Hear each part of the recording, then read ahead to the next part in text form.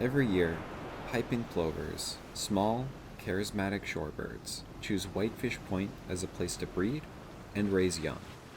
The Great Lakes population of piping plovers is listed as endangered under the Federal Endangered Species Act.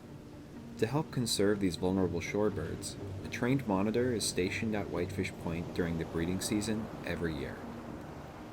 Throughout the summer, they count the birds, observe their behavior, and track their progress. While piping plovers reached historically low numbers just a few decades ago, with the help of conservation efforts like those being made at Whitefish Point, the species is beginning to make an extraordinary recovery.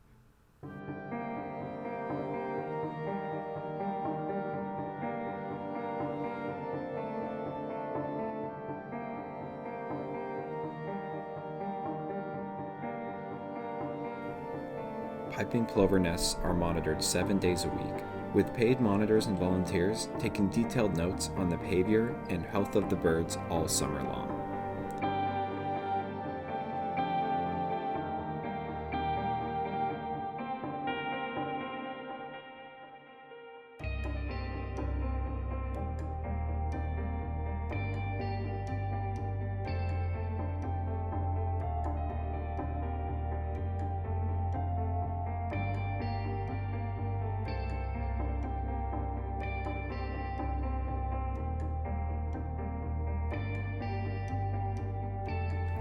This year at Whitefish Point, there were 3 nests, the most there's been in a number of years.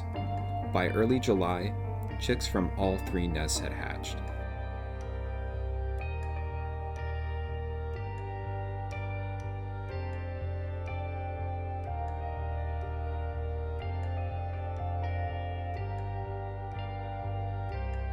Throughout the summer, they've shown incredible growth, learning to walk, feed themselves, and fly.